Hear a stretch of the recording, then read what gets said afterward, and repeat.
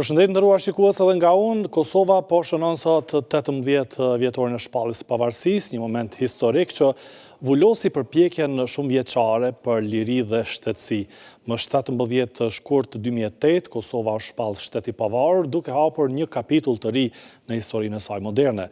Krahas ceremonive dhe aktiviteteve përkujtimore, kjo ditë u shoqërua edhe me marshin protestues, ku dhjetra mijëra qytetarë kërkuan drejtësi për ish-krerët e ushtrisë së qeverimtare të Kosovës që po gjykohen në Hag, duke theksuar se lufta e UÇK-s ishte drejtë dhe në shërbim të lirisë së vendit. Kur jemi te gjykata speciale, dje kanë përfunduar parashtrimet e prokurorisë në Hag, ndërsa nesër do të deklarohen mbrojtësit e viktimave dhe të akuzuarit, ish-krerët e UÇK-s. Ekipi i Radio Televizionit 21 tashmë është në Hag, nga ku do të raportojnë për të gjitha zhvillimet që do të ndodhin nesër atje. E inkuadrojmë me njëherë drejt për drejt nga Haga kolegun Burim Zariçi. Burim, përshëndetje, javën e kaluar dëgjuam deklaratat përmbyllëse të prokurorisë dhe mbrojtjes, çfarë do të ndodhë nesër në Hag? Mbrëma Ilir, paraqitemi drejt për drejt nga Holanda, konkretisht nga Haga. Derisa në Kosovë ka atmosferë feste dhe proteste në mbrojtje të ish-krerëve të UÇK-s, procesi gjyqësor në Hagë është kapluar në një lloj qetësie, po themi kësaj forme. Kjo për shkak se jemi një ditë përpara ballafaqimit të fundit midis prokurorisë dhe palës së mbrojtje. Të mërkurën, duke filluar nga ora 9, do të mbahet seanca e fundit e ciklit të seancave në të cilat është paraparë që palët paraqesin argumentet e tyre përfundimtare. Në seancën e 18 shkurtit janë paraparë replikat e prokurorisë, komentet e ekipeve të mbrojtjes, fjalët e fundit e të akuzuarve, të zotit Thaqi, Veseli, Krasniqi dhe Selimi. Gjykata ka ndarë përgjithë secilin nga 20 minuta ku e kanë rastin që të flasin dhe të deklarohen të pafajshëm. Për ta bërë një përmbledhje të asaj se çfarë ndodhi në seancat e kaluara përfundimtare, pra të palës së mbrojtjes dhe të prokurorisë.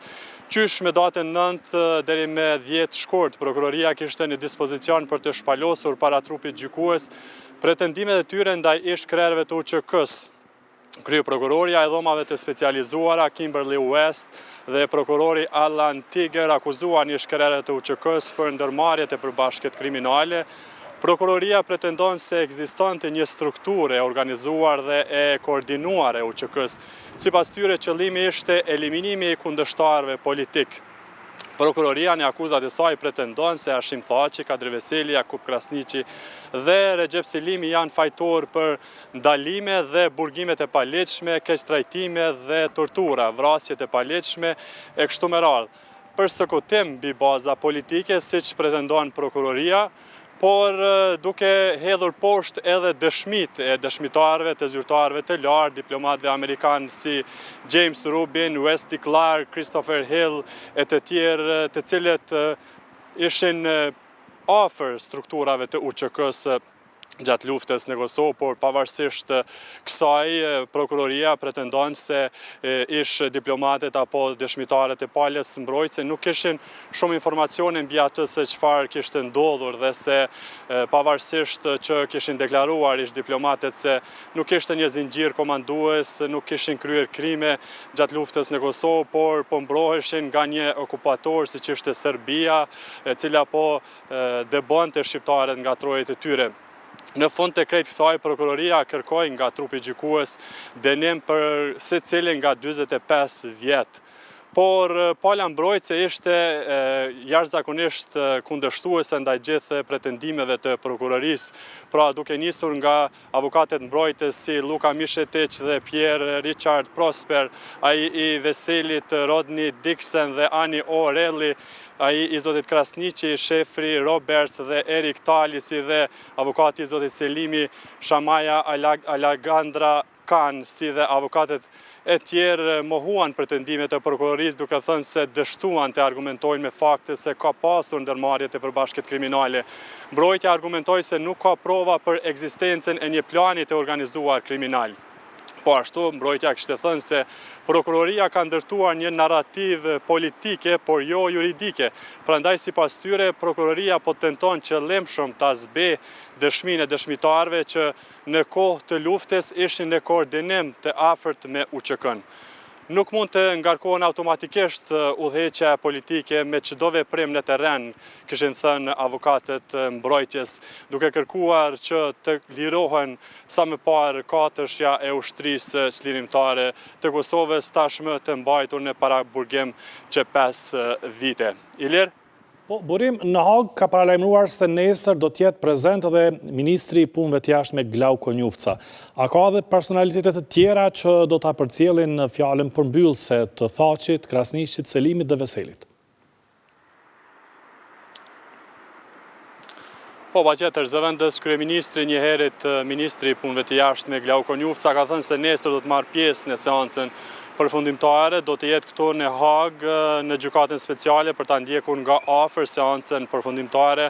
Ai ka thënë se do ta përfaqësoj shtetin e Kosovës në këtë proces. Konjufca ka deklaruar se pret që ky proces, këto akuzat të dështojnë duke i quajtur shpifje dhe gënjeshtra. Pashmang shumë i lirë se në Hag po qëndrojnë edhe familjarë të akuzuarve, pra të zotit Thaqit, të zotit Veselit, të zotit Krasniqit dhe të zotit Selimi, të cilët qysh me 8 shkurt ishin këto, pra kur filloi seanca e parë me 9, pastaj ka prezencë edhe të bashkëluftëtarëve të tjerë të ish krerëve të ushtrisë çlirimtare, të cilët po ndjekin nga afër këtë proces. Por po ashtu janë parë edhe përfaqësues të organizatave të dalë nga lufta, të cilët tash sa kohë e kundërshtojnë këtë gjykat, këtë proces gjyqësor, duke e quajtur të ndikuar politikisht. Pashmangshëm se gjykata speciale ka thënë se ishte interesim i madh i njerëzve apo personave që dëshirojnë ta ndjekin këtë seancë përfundimtare, sidomos me 18, pra qysh nesër, në mesin e shumë personave apo përfaqësuesve si të OVL të UÇK-s, të familjarëve të ish-krerëve të UÇK-s dhe të mediave të tjera, një hapësirë është krijuar në brenda gjykatës speciale dhe për ekipin e radio televizionit 21, por vlen të përmendet se gjykata nuk lejon që gazetarët të marrin me vete pajisjet e tyre të punës si kamerën, aparatin apo telefonin, përveç një lapsi dhe një fletore ku nga afër në galeri do ta ndjekin pra seancën e fundit dëgjimore ku, siç e tham, si prokuroria po ashtu edhe pala mbrojtëse do t'i ballafaqojnë përfundimisht argumentet dhe pretendimet e tyre. Po, ndërkohë, Burim, me 27 shkurt nis gjykimi i dytë ndaj Thaqit, ku akuzohet për ndërhyrje në dëshmitë e dëshmitarëve të prokurorisë speciale. Çfarë pritet nga ky gjykim? Po, dhomat e specializuara të Kosovës në Hag kanë njoftuar se me 27 shkurt do të mbahet deklarata hyrëse në gjykimin e dytë ndaj Hashim Thaqit, në të cilën përfshihen edhe Bashkim Smakaj, Isni Kilaj, Fadil Fazliu dhe Hajredin Kuqi. Akt akuza fillestare kundër 5 të akuzuarve u konfirmua me 29 nëntor të vitit 2024 dhe u ndryshua me 16 prill të vitit 2025, sipas akt akuzes midis 12 prillit 2023 dhe 2 nëntorit 2023, prokuroria pretendon se gjatë vizitave të ndryshme në objektin e paraburgimit Thaqit dhe Smakaj, Thaqi në fakt u dha Smakajt, Kilajt, Fazliut dhe Kuqit informacione konfidenciale për dëshmitar të thirrur nga prokuroria në çështjen gjyqësore për krime lufte dhe Thaqi dhe të tjerët duke i akuzuar se ata që do të ndikonin tek dëshmitë dhe dëshmitaret e tyre, por ky proces gjyqësor po ashtu është quajtur për ndjekje politike dhe pritet të kundërshtohet fuqishëm edhe kjo fazë e dytë nga pala mbrojtëse e të akuzuarve. Mirë, Burim, falenderoj për këto paraqitje, do t'jeni edhe në edicionet tjera drejt për të na dhënë informacione edhe sot, por edhe nesër gjatë gjithë ditës. Falenderoj ishte kolegu Burim Zariqi drejt për drejt nga Haga, ku nesër pra do të thonë fjalën përfundimtare edhe ish krerët e UÇK-s Hashim Thaçi, Kadri Veseli, Jakub Krasniqi dhe Recep Selimi. E 10 mijëra qytetarë kërkuan drejtësi për ish udhëhecit e UÇK-s që po gjykohen në Hagë në marshin protestues të organizuar nga platforma Liria ka emër në Prishtinë, u tha se kur në pyetje është UÇK nuk ka ndarje politike. Materiali është në përgatitje e sipër sapo të jetë i gatshëm do ta transmetojmë, ndërkohë me pankarta dhe thirrje për drejtësi, studentët e Universitetit të Prishtinës marshuan nga qendra e studentëve drejt qendrës së qytetit, duke u bashkuar protestës në mbështetje të 4 ish krerëve të UÇK-s. Pjesë e marshit protestues drejtësi jo politik në mbështetje të ish krerëve të UÇK-s që po gjykohen në Hagë u bën edhe studentët e universiteteve të Prishtinës. Me pankarta në duar dhe thirrje për drejtësi, studentët përshkuan rrugët kryesore të kryeqytetit, ndërsa në balë të tyre qëndronte një baner me mbishkrimin Student për drejtësi. Në emër të studentëve foli Ismet Krasniqi, kryetari i organizatës studentore Reforma, i cili theksoi se ky marsh prevendosshmërinë e të rinjve për të ngritur zërin në mbrojtjen e vlerave të lirisë. Studentët ndër vite kanë dëshmuar që kanë qenë zëri së drejtës dhe në anën e drejtë historisë, sidomos edhe gjatë demonstratave të Telltenishit, edhe sot nuk ishte fare e vështirë që ne të mbledhim studentët që t'i bashkohen protestës për drejtësi. Siç po e shihni, as moti me shije, me bore, as fryma nuk na ndaj që sot t'i përgjigjemi kësaj proteste të 17 shkurtit të organizuar nga platforma Liria ka emër. Për neve është ndjenjë krenarie kur shohim se një numër jo i vogël i studentëve i bashkohen kësaj thirrje dhe kësaj proteste dhe vazhdimisht edhe si student por edhe si rini do të jemi krah nismave dhe krah thirrjeve për drejtësi në shërbim të vetë shtetit Kosovës dhe shëtëformimit të tij. Pas marshit nga qendra e studentëve, ata ju bashkuan protestës qendrore në zemër të Prishtinës, i cili kishte për qëllim të shprehë mbështetje dhe të kërkojë drejtësi lidhur me procesin ndaj 4 krerëve të UÇK-s në Hagë.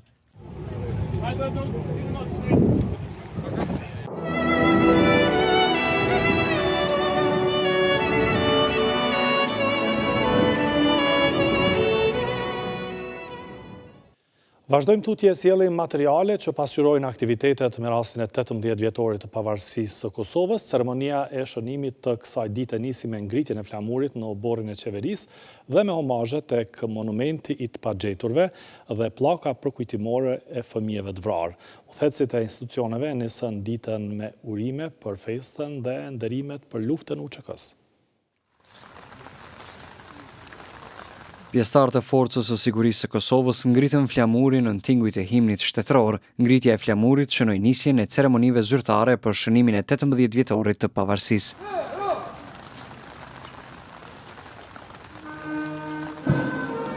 Udhëhecit shtetëror nuk i harruan të kujtojnë të gjithë ata që kanë sakrifikuar për ditën e pavarësisë, dhe presidenti Vjosa Osmani e cilësoi këtë si një moment reflektimi dhe krenarie. I uroj të gjithë qytetarët e Republikës së Kosovës për 18 vjetorin e pavarësisë së shtetit tonë sovran e të pavarur.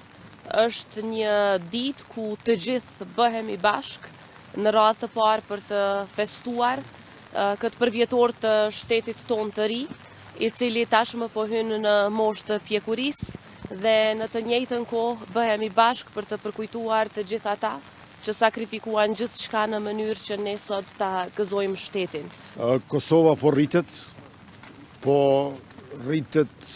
numri i viteve të pavarësisë, po rritet numri i njohjeve të shtetësisë, po rritet ekonomia e vendit, po rritet mirëqenia e qytetarëve, po rritet fuqia e shtetit.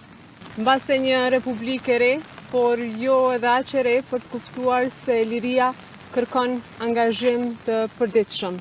Sot, por edhe çdo ditë tjetër, kujtojmë me nderim dhe respekt të gjithë ata që dhanë jetën e tyre për pavarësinë që sot ne e gëzojmë, pra dëshmorët e kombit dhe martirët. Ceremonia e shënimit të 18 vjetorit të pavarësisë së Kosovës vazhdoi me vendosjen e kurorave të luleve dhe homazheve tek monumenti i të pagjeturve në sheshin Ibrahim Rugova, në nderim të të gjithë atyre që ende konsiderohen të zhdukur që nga koha e luftës.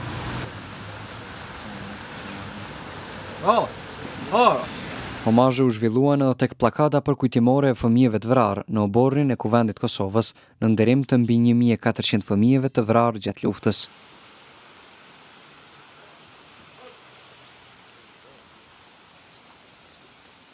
Ndërkohë, udhëhecit institucional bën nderime edhe pranë varrit të presidentit historik Ibrahim Rugova, si dhe tek varri veprimtarit dhe simbolit rezistencës kombëtare Adem Demaçi, duke vlerësuar kontributin e tyre në rrugtimin drejt lirisë dhe shtetësisë. Gjatë gjithë ditës, në shumë qytete të vendit u organizuan aktivitete përkujtimore, kulturore dhe shtetërore, të cilat reflektojnë rëndësinë e kësaj date dhe rrugtimin e Kosovës si shtet i pavarur dhe sovran.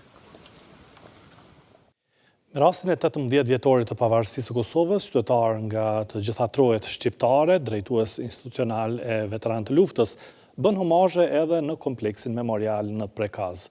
U vlerësuar lartë sakrifica e familjes Jashari për lirinë e Kosovës, derisa festa u cilësua si e mangët pa praninë e çlirimtarëve që po mbahen në Hag.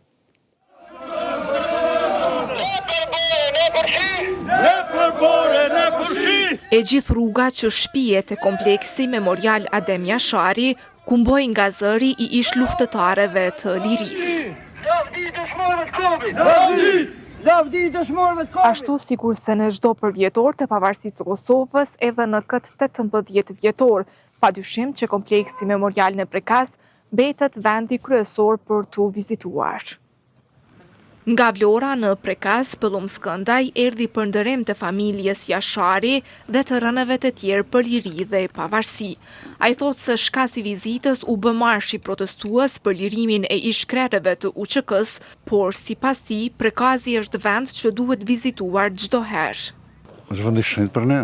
Të vish në Kosovë mos vish Prekaz bën mëkat. Një shqiptare ka detyrë të vijë një herë në jetë, të përulet këtu përpara këtij lumi gjaku. Ky ka qenë motivi kryesor për ta në Prishtinë. Por me që kemi ardhur që dje, do vinim patjetër edhe këtu. Mendoni se po mbahen padrejtisht në Hag? Ajo është padrejtësia më e madhe që po na bëhet. Ajo është padrejtësi absurde. Të dënosh njerëzit pse kanë mbrojtur shtëpinë, pse kanë mbrojtur fëmijët, është marrëzi. Nuk është drejtësi. Edhe qytetarë të tjerë e vlerësuan lart sakrificën e familjes Jashari për liri dhe pavarësi, teksa festën e pavarësisë e cilësuan të mangët pa çlirimtarët që po mbahen në Hag. I kisha uru të gjitha ata urime festa edhe mesazhe sa më shumë nxënës të vinë dhe të vizitojnë dhe të dinë historinë tonë. Në krah tyne janë konstat që janë këtu dhe sot mbahen në Hag. Me përshëndet këtë familje si ka thonë më shtajtën, jetën më shtajtën. Kjo është për neve pavarësie, shlirime, knaqësie, të në të mirat. Jeme gjysë zamët thujme, si thujnë, tash ata i kema tje po me amët zotin shpetet në shuën dhe tha. 18 vjetori pavarësisë të Kosovës ka do më thonë të madhe. Kjo fest është e gjithë shqiptarëve, por kuptohet në veçanti e kosovarëve. Lufta që ka qenë luftë çlirimtare dhe drejt. Homazhet e kompleksi memorial në Prekaz bën edhe drejtuesit shtetëror, delegacione komunale, organizata të dala nga lufta e UÇK-s e veteran.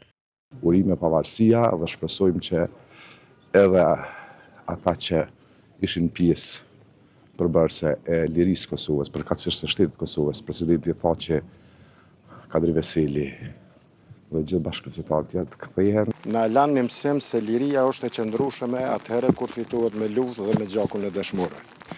Nga ky vend së dyti ju uroj krerëve të ushtrisë shqiptare të Kosovës këtë ditë shënuar, të cilët padrejtësisht po mbahen atje.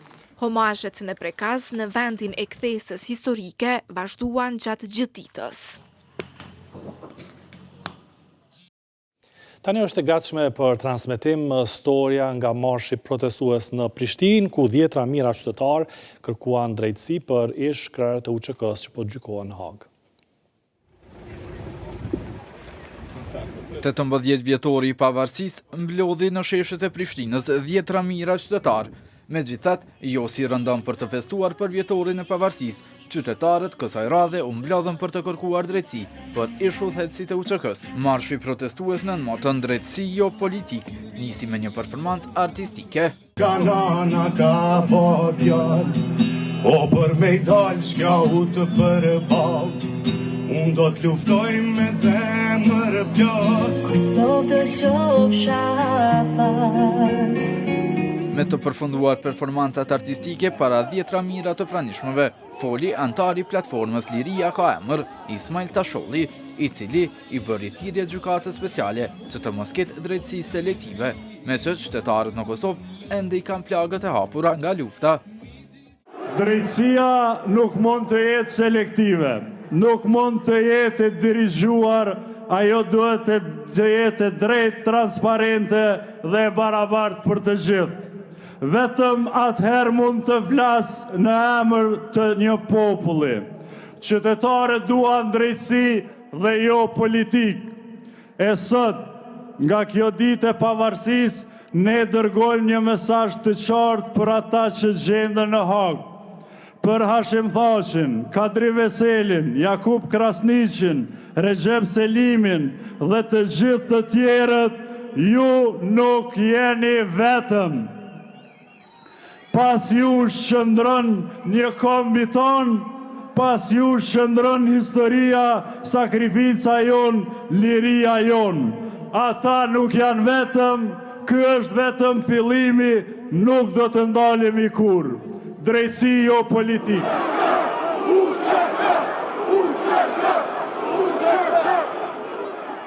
Para protestuesve fjalën e marrën edhe mbijetuara e dhunës seksuale Vasfije Krasniqi, ish luftëtarja shqipe Krasniqi dhe djali ushtarit të zhdukur në luftë, Lirim Haziri. Ne jemi të gjithë këto për t'i luruar ata nga Haga, se nëse doni me ditë çka bashkon popullin shqiptar, është cenimi i lirisë dhe padrejtësia. Faleminderit të gjithë juve që e shërbyat atë dhejot, kur më shumë ti kishte nevojë. Një ditë kur unë dizajnova flamurin dhe unë ngrit me 17 shkurt 2008, nuk pash vetëm një simbol të shtetit. Pash fytyrat e atyre që nuk jetuan dhe nuk u kthyen ta shohin atë ditë. Pash shokët e mi, bashkëluftëtarët e mi, sakrificën, dhimbjen dhe krenarin kombëtare. Të dashur qytetar, sot është 17 shkurti, dita kur liria e Kosovës u kthye në shtet. Por këtu nuk jemi vetëm për fest. Jemi këtu sepse zemra e Kosovës, bashkë me të secilit prej nesh, po rreh me një shqetësim të madh. Jam rrit në një kohë kur të qenit shqiptare në Kosovë nën kuptonte të jetoje me frikë, me kufizime, me padrejtësi të përditshme. Kam pa prindër të larguar nga puna, profesor të përjashtuar, studentë të ndjekur, familje të tëra të poshtruara vetëm pse ishin shqiptar. Kam pa baballar të përullur, kam pa nëna që qanin fshehur azi që fëmijët të mos u ashinin lotët. Ne nuk jemi sot këtu një turm, jemi një zë që nuk blihet, një zë që nuk friksohet, një zë që nuk do të ndalet. Ata që luftuan për këtë tokë nuk kërkuan pushtet, po kërkuan liri, dhe liria nuk vihet në bankën e turpit. Në përkraje të protestet me motën drejtësi jo politik të pranishëm ishin edhe figura politike, përfshirë presidentën Osmani, ndërsa pati edhe performanca të tjera artistike. Para protestuesve u shfaq edhe një video mesazh i shkurtër, ku dëgjohej zëri i ish-udhëheqësve të UÇK-s. I pafajshëm plotësisht. Tërësisht, i pafajshëm në të gjitha pikat e aktakuzës. Jo fajto, i pafajshëm në të gjitha pikat e aktakuzës.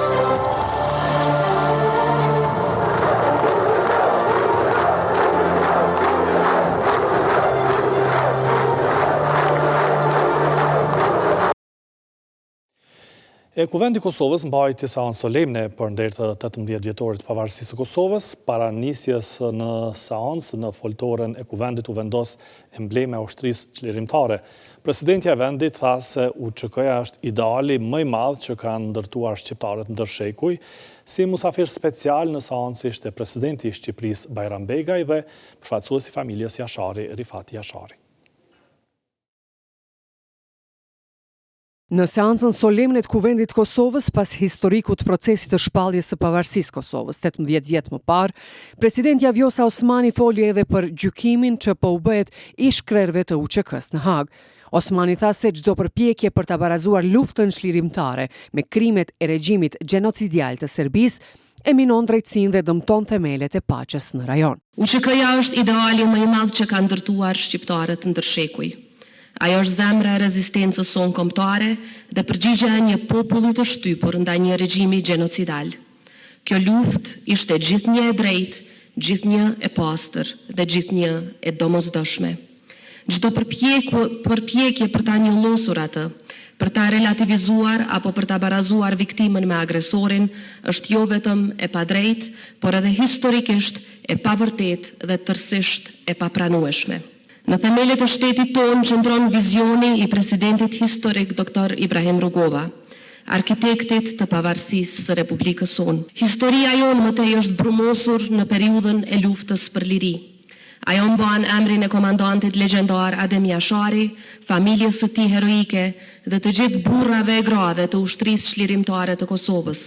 I ftuari special në seancën solemne, presidenti i Shqipërisë Bajram Begaj tha se Republika e Kosovës është një realitet i pakthyeshëm dhe një shtet sovran, ndërsa foli edhe për gjykimin që po u bëhet ish krerëve të UÇK-s në Hag. Kosova ishte vendi ku liria vriti, sot është vendi ku liria funksionon, ku liria frymëzon.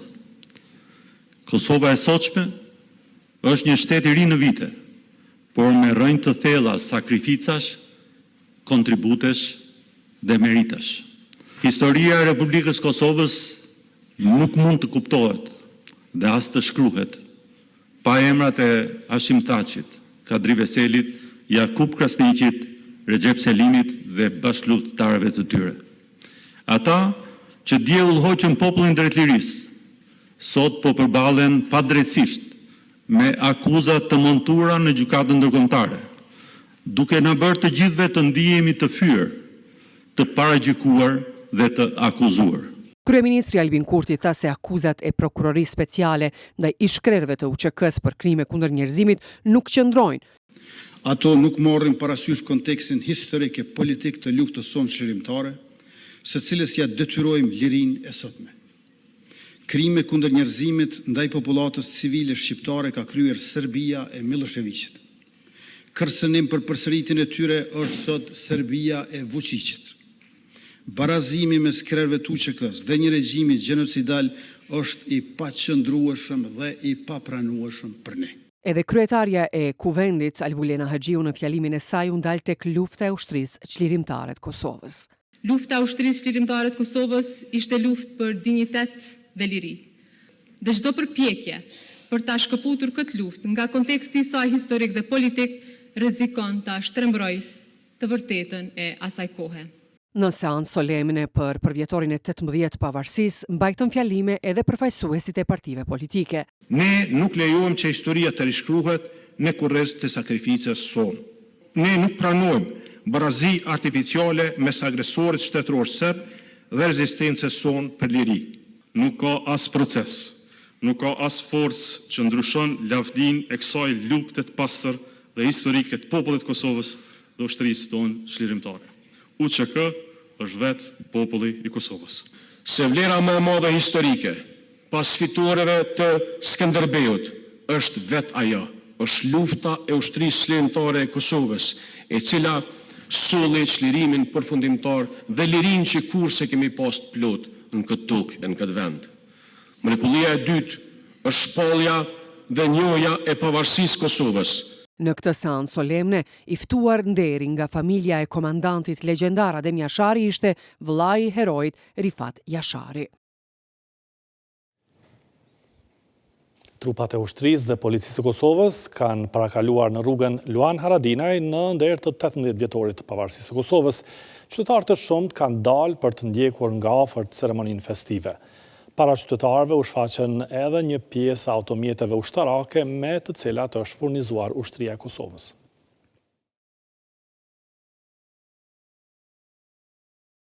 Duke folur në ceremoninë zyrtare të parakalimit të forcës së sigurisë së Kosovës dhe policisë, presidentja e vendit Vjosa Osmani tha se askush nuk mund ta njollos luftën e ushtrisë lirimtare të Kosovës të udhëhequr nga e drejta për liri dhe shtet.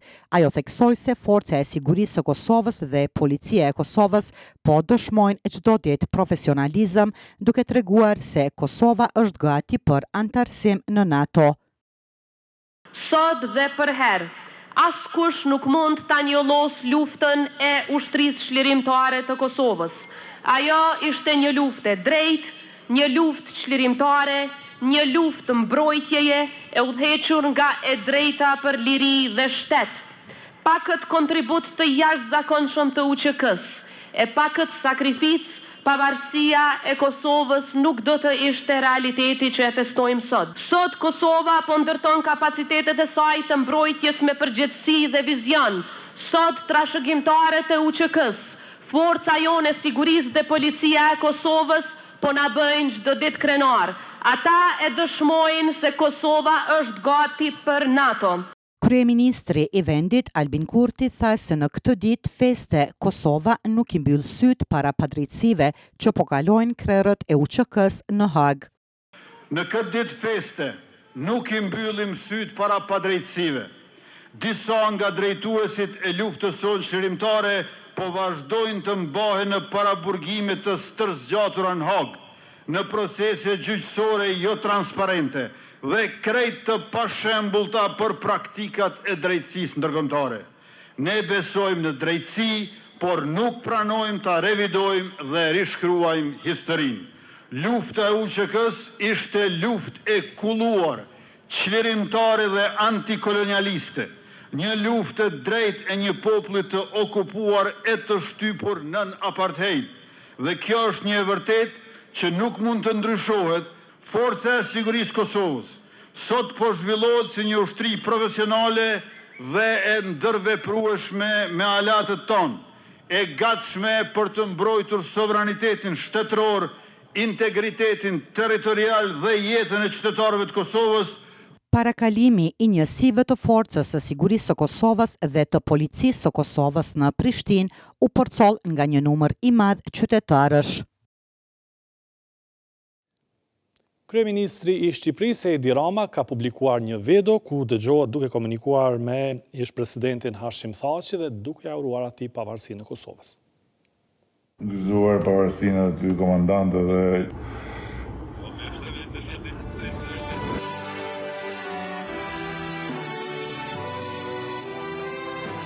jam shqetësuar shumë me të historinë. Vllajim të përqafoj fort, të du shumë, do vjen shumë keq që s'bëj dot më shumë, po gëzuar edhe të përqafoj shumë fort dhe të falja atyre shokëve.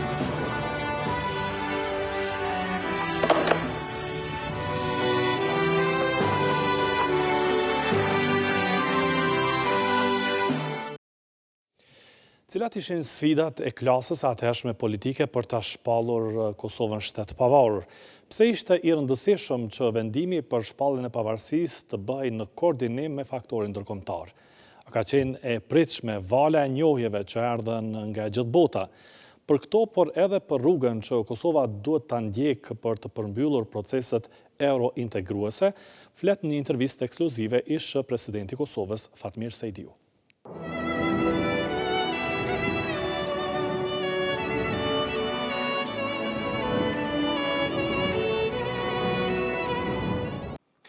President Sejdiu, të falenderoj shumë që pranua të realizojmë këtë intervistë në një ditë shumë të veçantë që është shpallja e pavarësisë së Kosovës, pra tashmë shteti ynë po i mbush 18 vjet. Kam kënaqësinë që ju kam edhe ju këtu së bashku të bisedojmë dhe të prekim disa nga pikat themelore dhe të më të rëndësishme që kanë qenë pjesë e procesit të gjatë në cilin Kosova e ka pritur me afsh, thjesht, duke pas parasysh gjithë atë situatë që ka pasuar pas zhvillimeve tepër të dhëmshme që ka pas Kosova në kuptimin e masakrave të shumta në pjesë të proceseve të përndjekjes, dëbimi gati më shumë se gjysma e popullsisë, sikur edhe vragë të tjera të krijuara në gjatë historisë dhe do të jetë tash një moment tepër i rëndësishëm që do të hyet në një proces i cili do të përfundojë me shpalljen e pavarësisë së vendit dhe njohjen ndërkombëtare të saj. Zë President, si kujton ju 17 shkurtin 2008, cili ka qenë ai momenti më emocional në ditën e shpalljes së pavarësisë për ju? Po, për njërin që ka qenë burim të zhvillimit të ngjarjeve të përgjithshme, mbase mund të jetë në një farë mënyrë ecje në proces, por unë mendoj se për ne po ashtu ka qenë përjetim sikur që kanë përjetuar çdo qytetar i vendit, ata që kanë dashur lirinë e Kosovës, një diçka që realisht është e papërshkrueshme. Dhe kjo sillet me pjesët e asaj qasjeje që ne kemi mbri në radhë të parë si ekip i unitetit, cilin e kam udhëhequr unë pas vdekjes së presidentit Rugova, që ishte një sfidë jashtëzakonisht e madhe për gjithë vendin dhe për gjithë shqiptarët. Dhe pjesa tjetër e gjithë asaj që kishim projektuar në proces të bashkëpunimit me ndërkombëtarët, në kuptimin e vënies së premisave themelore për ndërtimin kushtetues të vendit, që ne kishim bashkëpunuar jashtëzakonisht me ekipe profesionale, posaçërisht amerikane, po dhe ndonjë prej vendeve evropiane.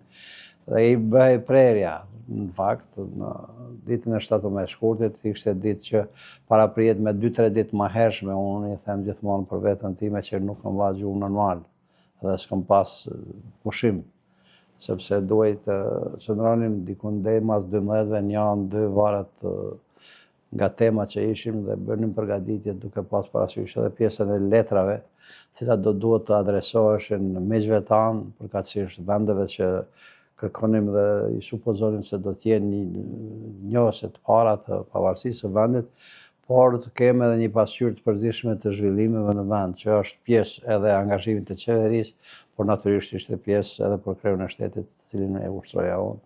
Duke pas parasysh se kishte mjaft ogure të qasjes tepër të dhëmshme në mënyrën se si propaganda sërbe e kishte bërë, duke pas parasysh atë pjesë e kërkesave dhe paralajmërimeve të saj se Kosova do të hyjë në një fazë të destabilizimit të vetvetes dhe të rajonit, se Kosova do të ketë një hakmarrje të përgjithshme ndaj qytetarëve serb, se do të ketë një shpërngulje kolektive të gjithë qytetarëve serb që Gjithë nuk ndodhi asnjëra nga këto. Absolutisht nuk ka ndodhur asnjëra nga këto ide të kopshme, por ka ndodhur thjesht një zhvillim normal, të cilin ne edhe realisht e kemi dizajnuar që të ketë një gëzim spontan, një gëzim i cili sparit për teme ka arritjen dhe gëzimin për momentin historik që hylim, dhe e dyta si një proces i cili do të jetë në një farë mënyrë prezantim normal i asaj që planifikonim.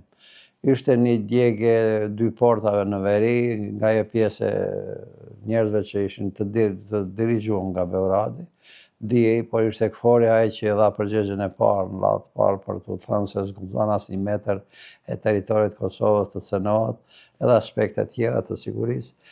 Dhe pjesa e dytë është ajo pjesë që lidhet me ecjen prapë dhe 2-3 net tjera, jo normale, flas në kuptim figurativ, sepse ishim krejt ekipet në vend, duke pritur edhe njohjet e para që do të vinin Kosovës, dhe paralelisht duke bërë thjesht analizën e asaj që ishte realizuar dhe asaj që mbetej për të realizuar, dhe në këto pritje erdhen edhe njohjet e para. Për Kosovën ishte një gëzim shumë i madh.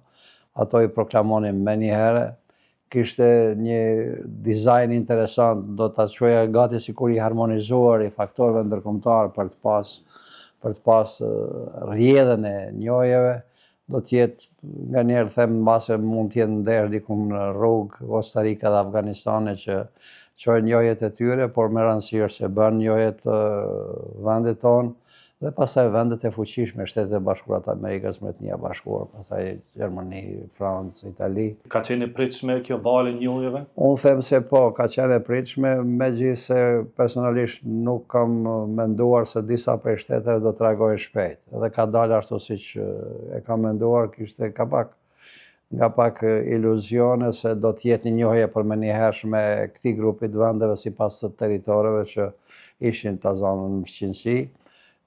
Flas aty në jashtë Kosovës, por për shembull të konferencës islamike apo diçka të ngjashme. Por e dija po ashtu edhe paralelisht investimin që Serbia kishte bërë për të penguar shumë vende, me të cilat ajo ka pas raporte diplomatike edhe në një farë mënyrë një qasje shtrembruese apo mashtruese. Shumë vende në Afrikë të zamë kanë menduar se është ajo një Jugosllavi e Titos që ato kanë pas relacion me ta, duke supozuar se Serbia është suksesore e asaj kreature të përpashme. Dhe kjo ka ndikuar në mosnjohje.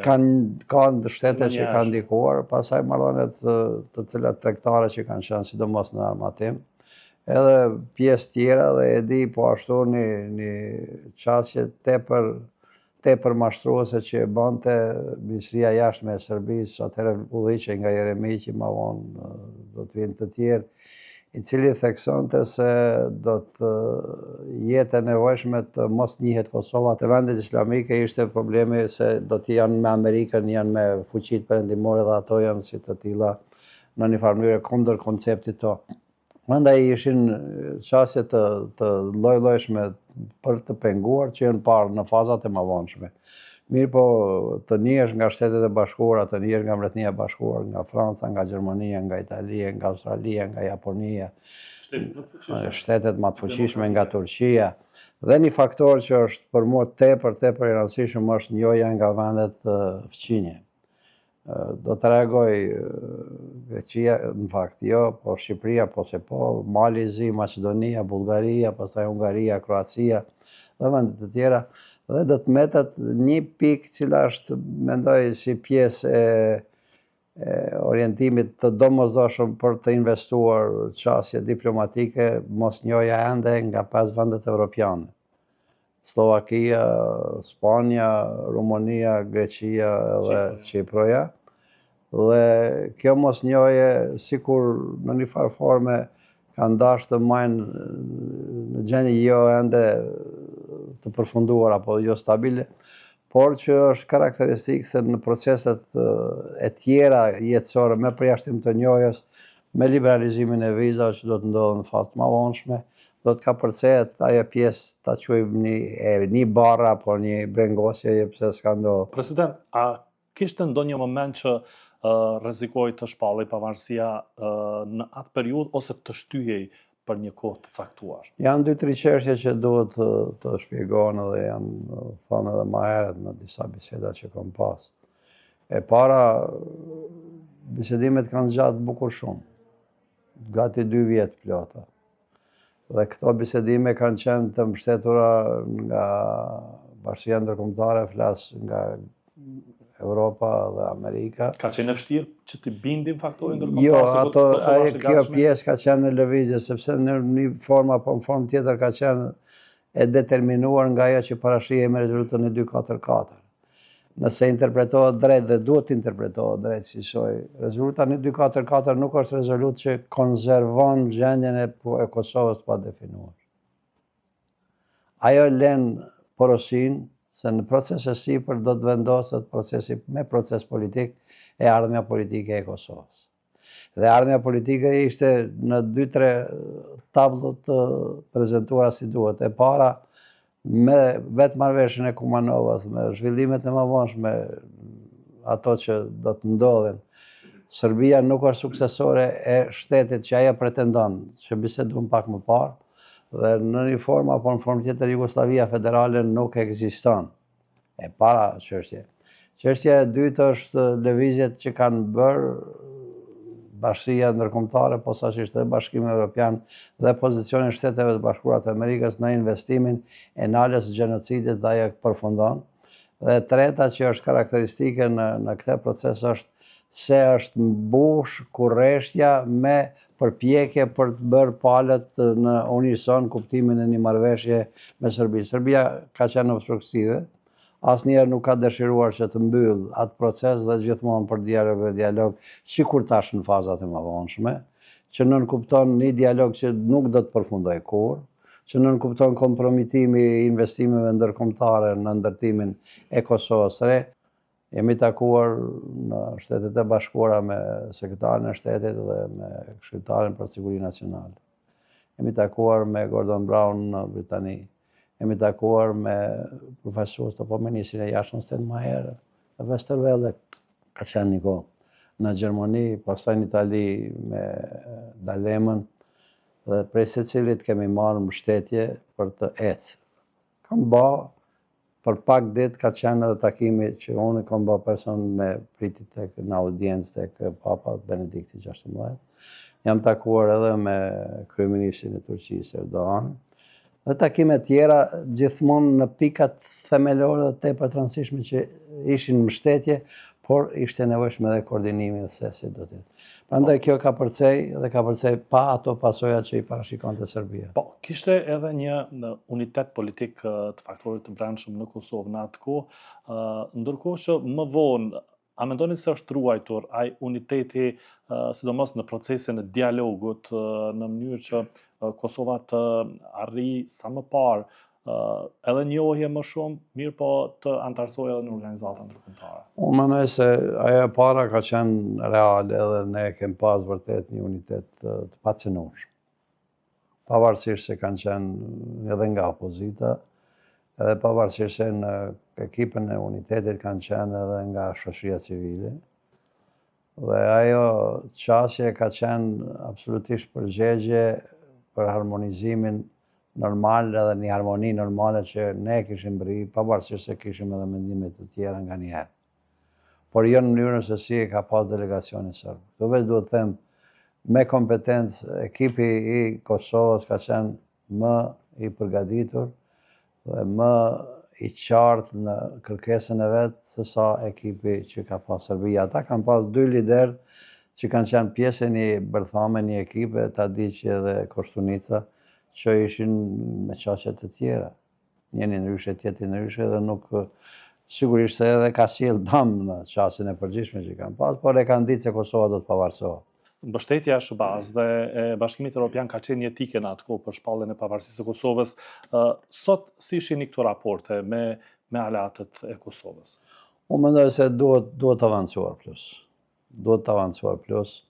Dhe ajo gjithmonë është edhe politika normale një vendi është në heqjen e asaj që mund të jetë e pakuptuar sa duhet, apo në një farë forme, në një farë mënyrë ka përcim thjesht apo jo shmangje qëllimshme nga ajo që është bërë deri tash. Prandaj një bashkëpunim me to është tepër i nevojshëm. Kosova nuk hup sovranitetin e vet nëse bashkëpunon ngushtë me Shtetet e Bashkuara të Amerikës. Nëse bashkëpunon ngushtë me Mbretërinë e Bashkuar, me Bashkimin Evropian. Nuk jetë asë gjërë që mund të trajtohet së është dobësi thjesht e saj për të komunikuar gati, unë s'tem të përditshmën, po për të qenë në korrent thjesht me vendet që kanë ndihmuar Kosovën dhe që e dëshirojnë avancimin e Kosovës si garancë paralele për të zhvilluar vetvete më shpejt. Dhe krejtësisht në fund, tashmë pas një viti, Kosova më në fund e ka konstituar kuvendin e ri, është formuar qeveria e re dhe kur përflasim për çështjen edhe të dialogut midis Kosovës dhe Serbisë, është paralajmëruar nga Bashkimi Evropian që së shpejti do të thirret edhe një takim i nivelit të lartë. Si e shihni ju përmbylljen e këtij procesi? A mendoni se ka ardhur koha që edhe Bashkimi Evropian ta ndryshojë ndoshta qasjen dhe të shkojë drejt fundit ky proces i stërzgjatur, në mënyrë që të ketë ndoshta edhe njohje reciproke ashtu siç ka kërkuar SBA-ja këtë rast? Unë mendoj se është koha që të avancohen proceset. Absolutisht, dhe është koha që të nxirren sipërfaqe ajo pjesa e projektit që mendohet të realizohet në kuptimin edhe të bashkëpunimit, por edhe të vetvetes, në një farë mënyrë në rirreshtimin e forcave që e shtyn një proces përpara. Natyrisht se tash kemi një rezultat dhe një konstituim të kuvendit të ri, ndërtimin e qeverisë së vendit, por kemi si barë në shpinë, thjesht një motë që ka shku parë deri në një moment ku mbrëmë një nate në gjysmën e saj të zgjidhen institucionet. Është një diçka që unë mendoj se duhet mbetet mësim për të gjithë. Edhe për partinë që ka fituar shumicën, edhe për partitë që nuk kanë fituar, atë që kanë supozuar, dhe tjetë paralel. Po absolutisht, sepse çdo bllokim i vetvetes është marshën thua dhe të rrëzosh. Është tepër me rëndësi të reflektohet edhe në kuptimin e respektit të secilit konstituent, themi, apo përbërës të institucionet më të lartë përfaqësues të vendit, dhe të njëjtën kohë të shkohet në zhvillime dinamike të ekonomisë dhe të proceseve të tjera që majnë konstruktin e një vendi. President Sejdiu, të falenderoj shumë që pranuat të realizojmë këtë intervistë në këtë datë të veçantë. Urime edhe një herë pavarësia e Kosovës. Unë duhet të shfrytëzoj rastin që përmes edhe rrjetit tuaj dhe sigurisht përmes edhe vizat të tjerëve që kam pas rastin dhe do të kem të komunikime me ta, vërtet të uroj dhe të jetë një hyrje në një vit të ri me premtime të mëdha, të cilat duhet realizohen dhe të kemi gëzimin në radhë parë tek fëmijët e Kosovës, tek bukuria e vendit, dhe pastaj të ecet edhe në procese tjera në prezentimin e pasqyrës të mirë për veten tonë në radhë parë, por edhe për miqtë e Kosovës. Faleminderit. Faleminderit. Zyrtarë të lartë të SHBA-s dhe BOE-s uruan për pavarësinë e Kosovës, duke riafirmuar mbështetjen për sovranitetin dhe integritetin territorial të Kosovës. Në urimet të tyre përmendet edhe normalizim marrëdhënieve ndërmjet Kosovës dhe Serbisë, që sipas tyre mbetet një çështje e sigurisë evropiane. Sekretari Amerikan i Shtetit Marco Rubio përcolli një mesazh urimi për popullin e Kosovës në 18 vjetorin e pavarësisë. Në deklaratën e publikuar nga Departamenti i Shtetit, ai riafirmoi mbështetjen e SHBA-s për sovranitetin dhe integritetin territorial të Kosovës. Në këtë përvjetor të rëndësishëm ne presim bashkëpunim edhe më të fortë në vitet e ardhshme. Shtetet e Bashkuara qëndrojnë me Kosovën në ndërtimin e një të ardhmeje të sigurt dhe të begatë. Ambasadori i Mbretërisë së Bashkuar në Kosovë, Jonathan Hargreaves, po ashtu i uroi kosovarët për 18 vjet pavarësi. Ai përmes një video të regjistruar para ndërtesës së kuvendit në sheshin kryesor të Prishtinës, tha se duhet festuar për liritë dhe të drejtat që sjell pavarësia dhe për të reflektuar mbi përgjegjësitë dhe detyrimet e pjekurisë. Kosovën për 18 vjetorin e pavarësisë e uroi edhe ambasada e Gjermanisë në vendin tonë. Përmes një postimi në Facebook theksohet se Gjermania është krenare që ka partneritet të fortë me Kosovën, të ndërtuar shumë kohë para pavarësisë. Gjermania dhe Kosova janë të bashkuara nga demokracia, liria dhe respekti ndërsjellë. Si një nga vendet e para që njohu pavarësinë e Kosovës, Gjermania është krenare për partneritetin tonë të fortë dhe të qëndrueshëm të ndërtuar shumë kohë para pavarësisë dhe të forcuar çdo ditë që atëherë. Edhe kryeministri i Shqipërisë Edi Rama uroi 18 vjetorin e pavarësisë. I uroj Kosovës gëzuar pavarësinë me keqardhjen që s'mund të jem sot në manifestimin popullor të solidaritetit me 4 pengjet e UÇK-s me ferrin e padrejtësisë ndërkombëtare në Hag. Presidentja Osmani ka pranuar një letër urimi nga homologu i saj francez Emmanuel Macron për festën e Kosovës. Në letrën e Macronit thuhet se normalizimi i marrëdhënieve ndërmjet Kosovës dhe Serbisë mbetet një çështje e sigurisë evropiane dhe se Franca e mbështet dialogun e lehtësuar nga Bashkimi Evropian. Duke mbështetur në vlerat tona të përbashkëta në fusha po ashtu ndryshme sa edhe thelbësore, si olimpizmi, frankofonia dhe promovimi të drejtave të grave, shpresoj që bashkëpunimi ynë të zhvillohet në fusha kyçe për të ardhmen e Kosovës, përfshirë përmes forcimit të shkëmbimeve tona ekonomike. Presidenti izraelit Isaac Herzog, përmes një letre drejtuar homologës Vjosa Osmani, tha se në traditën hebraike numri 18 përfaqëson jetën dhe shihet si një ogur i fortë dhe pozitiv. Lidhja jonë është thelluar më tej pas sulmit brutal të 7 tetorit dhe pasojave të tij, megjithse këto vite kanë qenë të mbushura me dhimbje, pikëllim dhe vështirësi. Ne megjithatë kemi arritur të forcojmë marrëdhëniet tona dypalshme. Popullin e Kosovës e ka uruar edhe presidenti i Italisë Sergio Mattarella nëpërmjet një letre dërguar presidentës Osmani, ku thekson se Roma mbetet e palëkundur në mbështetjen e rrugtimit të integrimit evropian të Prishtinës. Newborni qysh në ditën kur u zbulua u pagzua si monument i pavarësisë. Të parët që vendosen në shkrimet e tyre ishin presidenti Fatmir Sejdiu dhe kryeministri në atë kohë Hashim Thaçi, të përcjell më pas nga 150.000 njerëz cilët merrnin pjesë në manifestimet e mbajtura më 17 shkurt 2008. Newborn për 5 vite radhazi kishte ngjyrën e verdhë, ndërsa ndryshimi i tij filloi në vitin 2013. Që atëherë projekti i artistit fisnik Ismaili ndryshon çdo vit duke reflektuar mbi ngjarjet në vend dhe në botë. Newborn qysh në ditën kur u zbulua, u pagëzua si monument i pavarësisë. Të parët që vendosën në shkrimet e tyre ishin presidenti Fatmir Sejdiu dhe kryeministri Hashim Thaçi, të përcjellur nga qindra njerëz të cilët merrnin pjesë në manifestimin e mbajtur më 17 shkurt 2008. Ky monument në Shqip e ka kuptimin i posalindur, ndërsa me njëherë pas shpalljes së pavarësisë së Kosovës, më 17 shkurt 2008 u bë edhe objekti më i vizituar dhe më i njohuri. Në 5 vjetorin e pavarësisë, shtatshkronjat ishin ngjyrosur me flamujt e shteteve që kishin njohur Kosovën deri atëherë, ndërsa një vit më vonë, Newborn që ngjyrosur me uniforma të NATO-s. Kështu shprehej falenderimi dhe mirënjohja për aleancën më të madhe ushtarake në botë, e që ndihmoi në çlirimin e Kosovës në vitin 1999. Në vitin 2015, autori fisnik Ismaili kishte ftuar qytetarët që ta ngjyrosnin Newbornin si të donin, përjashtuar shkronjën e që u bë e zezë e që autori e kishte lidhur me egzodin. E ishte pikrisht viti 2015 që kjo skulptur tipografike kishte marrë statusin e monumentit nga shteti, por Newborn është vlerësuar edhe me çmime prestigjioze të dizajnit në të gjithë botën.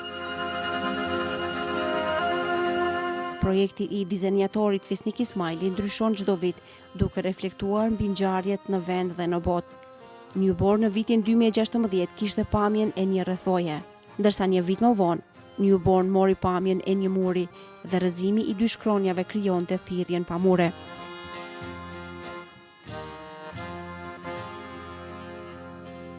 Në 10 vjetorin e pavarësisë, monumentit në vend të shkronjës B i ishte vendosur numri 1, që bashkë me shkronjën O formonin numrin 10, e që lidhej me dekadën e parë të pavarësisë. Në 2019, ngjyrosja e tij ishte plotësisht në dorën e të rinjeve. Ata ngjyrosën sipas dëshirës së tyre. Ata pikturuan me dashuri duke ngjyrosur ëndrat e tyre. E me 2020, Newborn që humazh për viktimat e përdhunimeve. Ishte mesazh në formë thirrjeje. Luftrat e përfunduara sjellin shtypje, përdhunime dhe shpërfillje.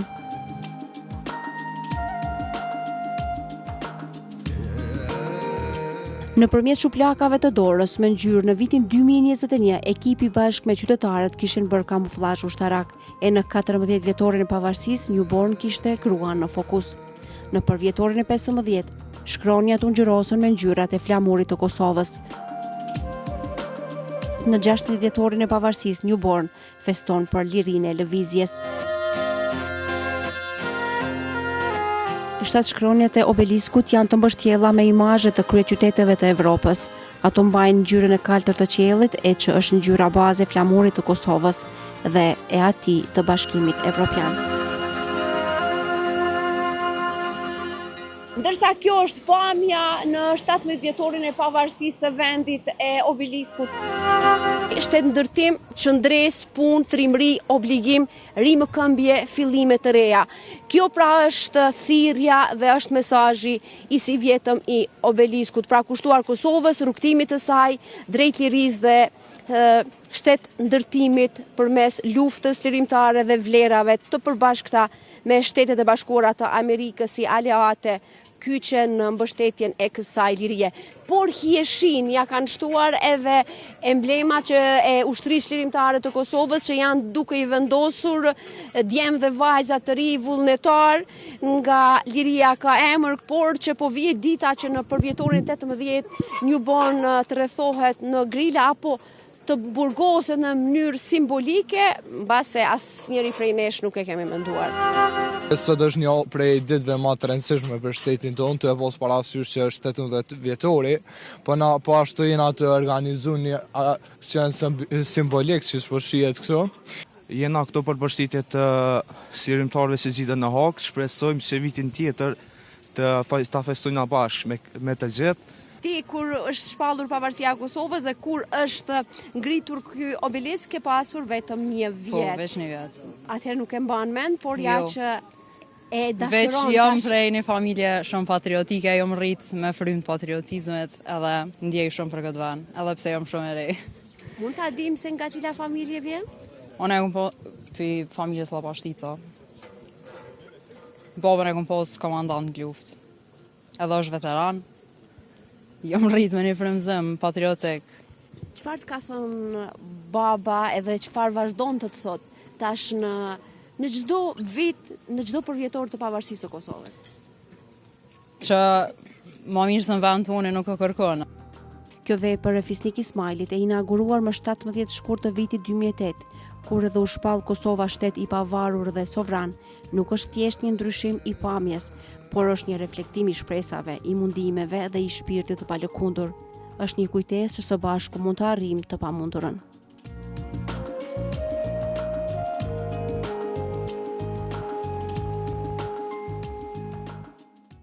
Sikur i madh dhe i vogël kishin dalë të kremtonin në këtë përvjetor të shpalljes së pavarësisë së Republikës Kosovës në kryeqytet. Shumë nga ta kishin marrë rrugë të gjatë për të kremtuar në dhëun e tyre. Veç urimeve, qytetarët kërkuan që sakrifica për liri dhe rrugtimi drejt shtetësisë të nderohet e të mos harrohet. Jam përballë Newborn dhe tek memoriali Heroinat, këtu ku janë mbledhur shumë qytetarë të cilët po kremtojnë e festojnë 18-vjetorin e pavarësisë së Kosovës. Anesa, me kë ke dalur sot të kremtosh për 18-vjetorin e pavarësisë? Me babën tem edhe... Ne kemi orë për Austrije, për ditë sotit. Pikrish për ditën e sot, nuk keni ardhur? Nëjse për seri këthejmë mbrapa, për me festu këtë ditë madhështore. Vini çdo herë për të kremtuar ditën e pavarësisë apo jo? Jo çdo herë, po çdo ditën herë po. Vimi, që se si vimi. Në këtë përvjetor, cila ishte arsye kryesore që ju bëri të merrni rrugë nga Austria për të ardhur në Kosovë? Arsye kryesore numër 1 për kremtimin e pavarësisë, numër 2 për të bimin për presidentin që kemi në sheshin. Pra keni ardhur për protestën? Për protestën edhe për të dyat. Veshur keni edhe bluzat, liria ka emër? Po, si jemi të përgatit me të tana të thëtë. Çfarë emocione po përjetoni në këtë çaste? Jam shumë e gëzuar. Urime dita e pavarësisë të gjithëve. Jena dalë për festë pavarësisë të Kosovës, urime të gjithë qytetarët të Kosovës. Çdo herë i rregullt në parakalimin e FSK-s. Çdo vjet dalë. Është një ndjenjë kënaqësie me pa ushtrinë e Kosovës edhe policinë. Gjithashtu çdo herë është mirë për Kosovën. Çfarë i uron Kosovës dhe popullit të saj? Lumturi, harmoni, bashkim, shlirëm të kreve të UÇK-s. Që ma kemi tezin nga Lipjani. Cilat janë arsyet kryesore që ju takuam në këto qaste? Sepse e kam dashnien, e kam vullnetin me dalë të shoh gjithmonë në parkalimin e ushtrisë të Kosovës. Jam pjesëmarrës gjithmonë prej ditës së parë, prej çlirimit, marr pjesë në këto të bime. Edhe inshallah edhe ata në Hagë kthehen sa më shpejt e dalin pafajshëm. Për mua është një ditë e veçantë. Sot 23 vjet bëhet kur është bërë arrestimi im si person i gabuar në gjyqin e Hagës, kam qenë me Fatmelimin Haradin Balni Sak Muslimun. Unë e kom përjetuar një emocionim që edhe atëherë kanë gabuar, sot pa gabuar edhe gjyqi Hagës gabon. Do të thotë që ju sot të jeni edhe në përkraje të protestës? Po, patjetër, në rreshtin e parë. Numri i qytetarëve të cilët kanë ardhur për të kremtuar dhe për të shijuar parakalimin e forcës së sigurisë së Kosovës dhe policisë së Kosovës është shumë i madh, ndërsa tutjen dëgjohen edhe zërat që janë duke u mbledhur për të protestuar në orën 14, pra për protestën drejtësi jo politik. Dhe respekt të thellë për të shënuar 18 vjetorin e pavarësisë. 18 vjetori pavarësisë u shënua edhe në Mitrovicën e Ndarë, përderisa në Mitrovicë të Jugut qyteti ishte i stërmbushur me flamuj e qytetarë që në një forma tjetër festonin, në Mitrovicë të Veriut nuk ishte fare atmosferë festive. I gjithë sheshi i Mitrovicës së Jugut është stolisur me flamuj të Kosovës dhe atë kombëtar me rastin e 18 vjetorit të pavarësisë së Kosovës. Duke uruar 18 vjetorin e pavarësisë së Kosovës, qytetarët e Mitrovicës së Jugut, pavarësinë e shtetit e cilësuan si gëzimin më të madh të tyre. Tash sa kesh djalit të i tregu, tash e 18 vjetë që kjo hala 14 i ka, kesh të i tregu qëfar feste e madhe u kom për neve, me të vërtet e kena shiju se kena hek me të thonë drejten si prej anës edhe ndërkombëtarëve, edhe në përgjithësi prej okupatorit. Atë ditë bashkë kështu e kemi festu me shoqëni, me shumë qef, me shumë gëzim, me shumë. Gëzimi më i madh që mund të ekzistojë çdo herë sa vjen pavarësia, edhe urojmë suksese të ardhme më të mirë në Kosovën, edhe nuk është dëshirojmë si derimin së lirëtarëve. Pari urime juve gjithë neve në koft. Shqyqër falë Zotit edhe ushtrisë tonë që kemë pas edhe sakrificat gjithëve. Kemi ardhe këtu ku jem, mirë o ka shkon, mundet ma mirë, po kryesore kemë pavarësi. Urime pavarësia! Por e njëjta fest nuk ishte edhe në pjesën veriore. Ndryshe nga Mitrovica e Jugut, në Mitrovicë të Veriut ka çdo gjë tjetër përveç festës për pavarësitë të Kosovës. Në lagjen e boshnjakëve valviteshin vetëm 2-3 flamuj të Kosovës, në këtë ditë e cila duke e zakonshme dhe jo një ditë festive. Dresa nuk mungonin njësitet e policisë së Kosovës. Shumica e qytetarëve shqiptar hezituan të flasin, por ne takuan Behram Sadikun nga kjo lagje, i cili tha se festa e pavarësisë në veri të vendit është çdo herë e spet. Po gjithë është qështu. Gjithë. Por u kom edhe majzbe. Po, unë e isha bëzi bashkë sot ku menu. Së të dhe një lokal që punën në ditë festa e kisha denu kështë, maksimalisht. Edhe në 2 mitës e kënena na jena konë praktikisht në luft. Tashtë e kena ngu që festën kënena të festua, më na kënena kena pas tjera mabit. Nuk ka kur para aktivitete, as komunës, as shtetit, aj për këta të veriut, as nuk pres me bodi qka, po që këta tonë për shamull. Një qytetar tjetër ndërkaq festën e zbet në veri, ndër të tjera e ndërlidhi me motin jo të mirë. Ma shumë janë pjesës veriore, ma shumë sërb, ka dhe shqiptar, po së të dhe në Prishtinë ka shumë ma shumë qëta. Dhe moti pa kanë ndiku, se normal me konë moti mirë e shkon festë me mirë. Ky 18 vjetor i pavarësisë së Kosovës, Mitrovicën e gjen me një përparim në lirinë e lëvizjes, por ura kryesore mbi lumin Ibër vazhdon të jetë mbyllur për automjete si një simbol ndarës. Historia që harrohet mund të përsëritet, të kështu thonë mësimdhënësit, prandaj edhe në këtë përvjetor të pavarësisë së Kosovës, ata tek Brezi i Ri përcollën mesazhin se UÇK është simbol i sakrificës dhe çlirimit të vendit, duke rikujtuar rrugtimin e vështirë drejt shtetësisë dhe duke nderuar ata që dhanë gjithçka për lirinë e vendit.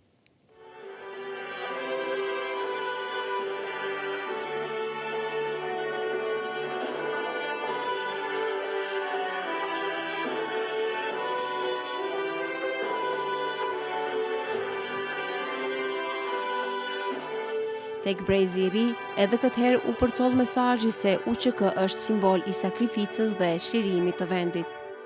17 shkurti nuk është vetëm datë, është fryma një populli që refuzoi të dorëzohej.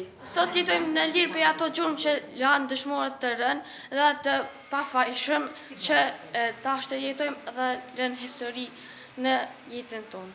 Kjo shtypje u bë rezistenca u bë lirë. Hopat e vetë që kanë krijuar një ndryshim të madh që kanë liruar Kosovën tonë.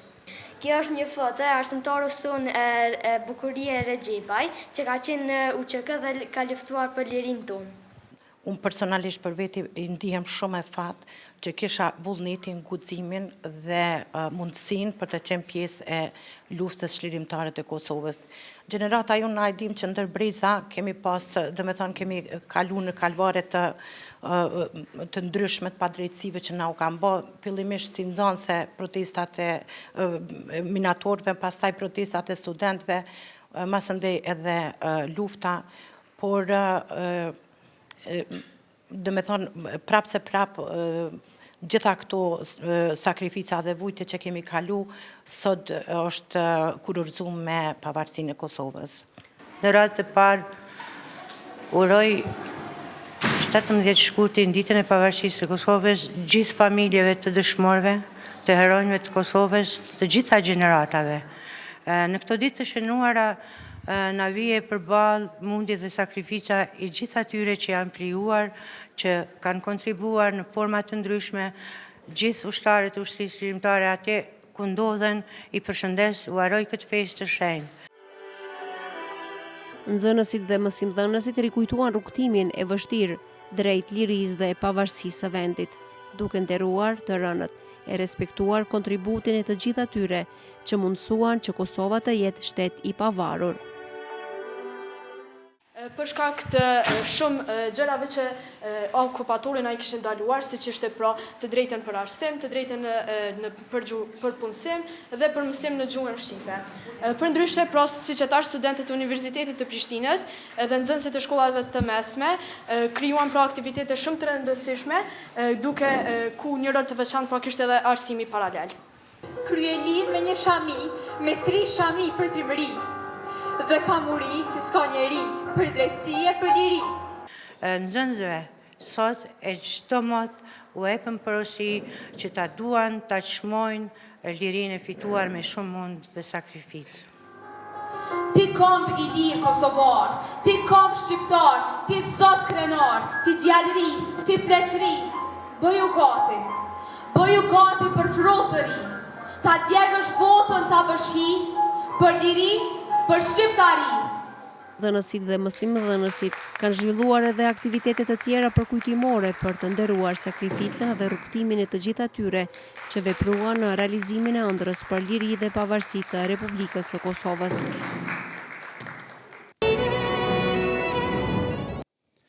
Të nderuar shikues, duke falendruar që keni qëndruar me ne në këtë maraton të transmetimit të drejt për drejt, ju urojmë edhe një herë 18 vjetorin e pavarësisë së Kosovës dhe ju ftojmë të qëndroni edhe më tej me programin e Radio Televizionit 21.